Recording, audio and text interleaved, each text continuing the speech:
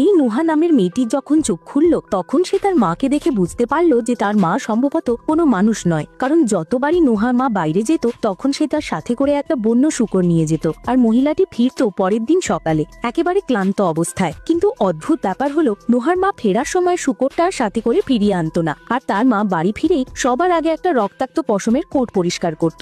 মায়ের এই অদ্ভুত আচরণে নুহা খুবই চিন্তিত ছিল, আর সে সবসময় জানতে চাইতো যে তার মা আসলে কি করে। তাই যখনই তার মা বাইরে যেত তখন নোহা তার পিছু নেওয়ার চেষ্টা করত, কিন্তু নোহার হাঁপানির সমস্যার কারণে সে বেশি দূর যেতে পারতো না, আর সে মাঝ রাস্তাতেই থেমে যেত। একদিন যখন নোহা আর তার মা থালা বাসন পরিষ্কার করছিল তখন নোহা আর নিজেকে সামলাতে পারলো না, আর সে তার মাকে প্রশ্ন করে বসে যে মা, তুমি সবকিছু আমার থেকে কেন লুকাচ্ছ, আর বাবা কোথায়? যার উত্তরে নোহার মা কিছুই বলে না, শুধু চুপ করে থাকে। এটা দেখে নোহা আবার তার মাকে জিজ্ঞেস করে যে এতগুলো শূকর আপনি কোথায় নিয়ে যাচ্ছেন? এবার তার মা নিজেকে আর সামলাতে পারলো না, আর সে রেগে গিয়ে সজোরে একটা চায়ের কাপ আছড়ে ভেঙে ফেলে দিল। এটা দেখে নোহা ভয় পেয়ে যায়, আর সে চুপচাপ সেখান থেকে চলে যায়। কিন্তু এরপর থেকে নোহার মনের সন্দেহটা আরো গভীর হয়ে ওঠে। সে নিশ্চিত ছিল যে তার মা নিশ্চয়ই তার কাছ থেকে কোনো বড় রহস্য লুকাচ্ছে। 15ই জুলাই নোহার মা আবার একটা শূকর বেছে নেয় এবং সেটাকে গাড়িতে করে নিয়ে বেরিয়ে পড়ে। এবার নোহা আবার তার মায়ের পিছু নেয়, কিন্তু তার মা জঙ্গলের দিকে না গিয়ে একটা পুরনো রাজপ্রাসাদের দিকে যাচ্ছিল, যেটা 100 বছর ধরে বন্ধ ছিল। হঠাৎ পিছন থেকে নোহার দাদু চলে আসে